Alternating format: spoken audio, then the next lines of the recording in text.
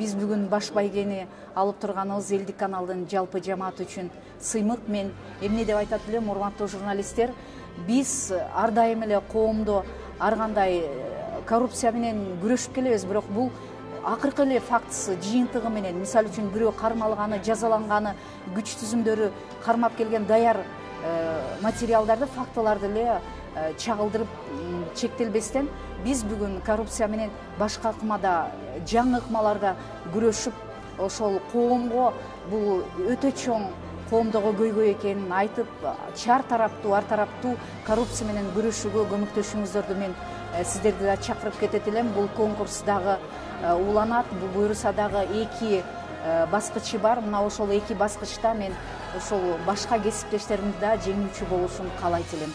Ийгилик сиздерге.